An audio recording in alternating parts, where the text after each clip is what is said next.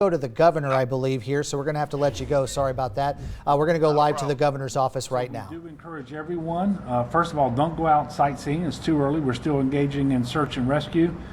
We have power restoration crews out and about, other local elected officials and first responders and so forth. So please don't go out sightseeing, but if you must go somewhere, go to 511la.org for real-time updates on road closures and conditions.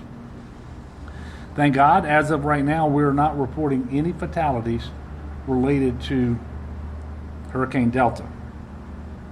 But as we know, just because the storm system itself has passed and exited the state, that doesn't mean the dangers are over. So for example, they're talking about temperatures in southwest Louisiana today in the upper 80s.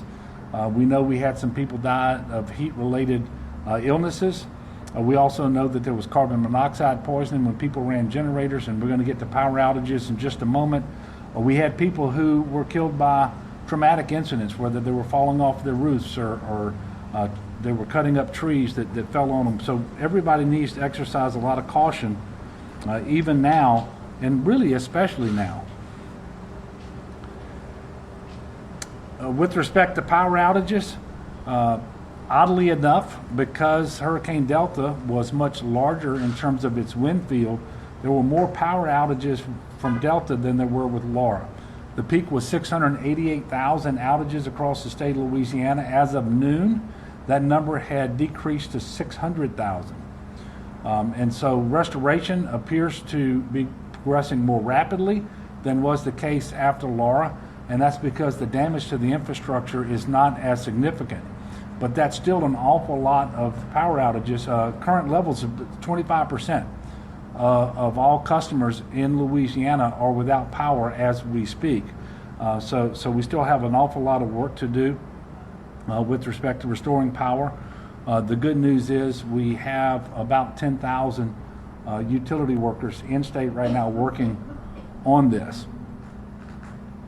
If you are using a generator, please be safe, careful, follow the directions, make sure it's at least 20 feet away from your home, out in a well-ventilated area, and not close to a window or a vent, not in a crawl space, certainly not in your home or in a garage.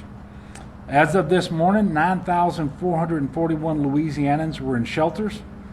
Of these, 935 were evacuated because of Hurricane Delta. They were in shelters, both parish shelters and in state shelters as well. There are still 8,394 Hurricane Laura evacuees being sheltered, almost all of whom in hotels, and that includes 2,027 that are in Texas. After Hurricane Laura, we continued to receive people who needed shelter for several days after the storm. This could happen now after Hurricane Delta. It will depend on how fast the restoration of electricity occurs. But we do expect that there will be some additional individuals who will need sheltering over the next couple or 3 nights. We're in active discussion with our federal partners to secure all the assistance that we can for the state of Louisiana, including nutrition assistance. And so we're looking for waivers and food assistance for people across the state of Louisiana and in those parishes that were most impacted by the 2 hurricanes. And we're going to have more information on this soon. But for more information about Disaster SNAP, and it hasn't been authorized or turned on for this particular disaster, but you can text LAD-SNAP to 898-211. You'll get more information. And if you're in one of the impacted areas and you want to go ahead and pre-register so that you can get that out of the way in the event that DSNAP is turned on, you can do that. Remember, however, that registration is not an application, and if and when DSNAP is activated, you will still need to apply. Again, you go to LAD-SNAP, text LAD-SNAP to 898-211. We are blessed in a way with good weather over the next several days. It should be dry and should be cooling off as we move forward. We've got a couple of days where the temperatures are going to get into the upper 90s. But this should allow us to get a pretty good start on the recovery from Hurricane Delta. And as you all know, we were still recovering from Hurricane Laura. So the weather should be helpful. I do ask people to continue to be good neighbors to one another, and I know that that's happening out there right now with more volunteers than can be counted. Churches and other religious organizations are out there. People are just being good neighbors to one another, and hopefully we can continue to do that. But I do want to remind people that we are in a COVID environment, so please make sure you do it with all of the mitigation measures in place, including masking or other face coverings. Make sure you're socially distanced to the maximum extent possible, and that you don't engage in these recovery operations in terms of volunteering or so forth if you're sick. And let's make sure that we're protecting the most vulnerable. So with that, we'll take a few questions before we leave here and head to Southwest Louisiana. Yes, sir. Sam?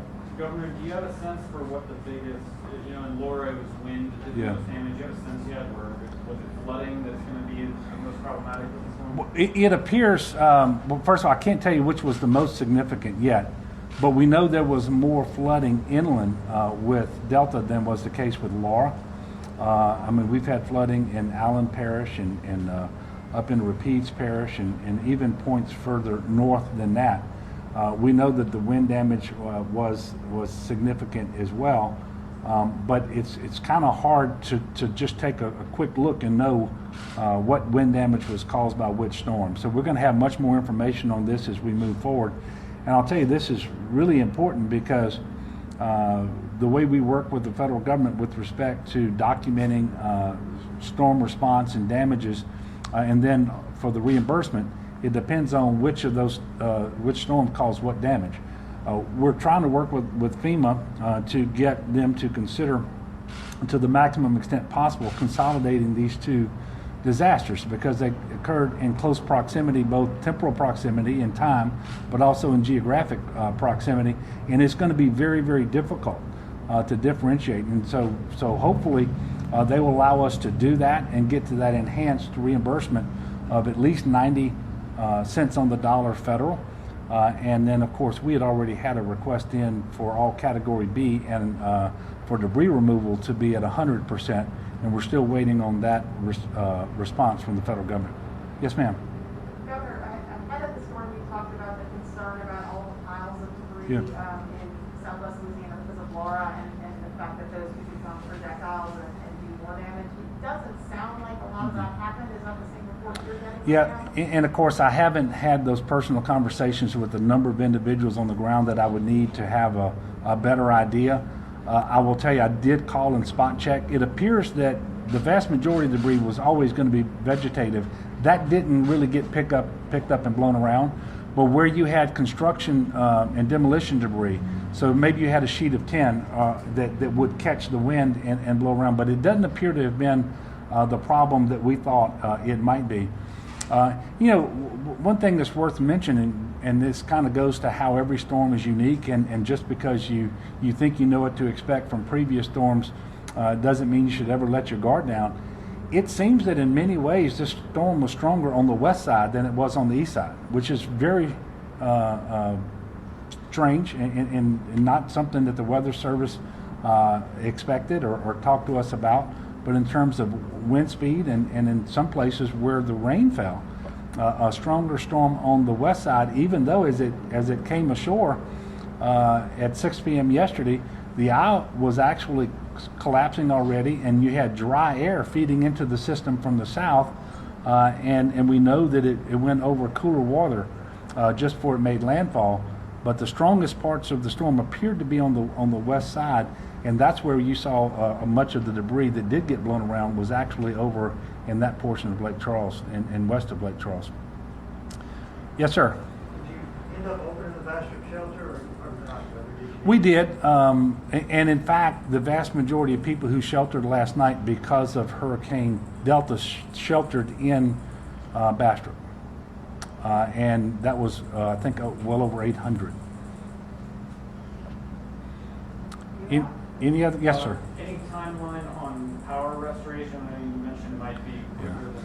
Yeah, no. So they're still doing the initial damage assessments, and they really don't want to make a guess, offer a guess right now, or an estimate of restoration. But it does appear that the damage to the infrastructure, especially the transmission lines, those large towers, much less significant this time than the first time. And if that's true, we're going to see restoration happen much more quickly. We especially think that's going to be the case in North Louisiana. And then as you move back down towards southwest Louisiana, it's obviously going to take a little longer. But this appears to be not transmission related, but distribution related, where we're going to have to replace some of the ordinary utility poles and that sort of thing. So it should be faster. And I hope so, because right now we have numerous water systems, hospitals, nursing homes, and other things that are operating on generator power. And as you know, generators over time, they have a tendency to fail, and so we're having to make sure that we have redundant generators available, and that sort of thing. So I'm gonna pause here because we hear the helicopters coming in, and it's going to be time for us to get on those in just a moment. We will let you know when the next update is going to be. We will have a UCG meeting here tomorrow afternoon. As to whether there's going to be a press availability on after that, we'll let you know very shortly. But thank you all very much, and I continue to ask Louisianans to offer up prayers of thanksgiving, but also let's hold one another in prayer as we get through the recovery from Hurricane Delta. Thank you. All right, that was Governor Edwards. He's getting ready to get on a helicopter. He'll take a flight over the areas that were impacted by Hurricane Delta, and then he'll let us know what he sees a little bit later on. We'll have that in further updates here on Acadiana's News Channel.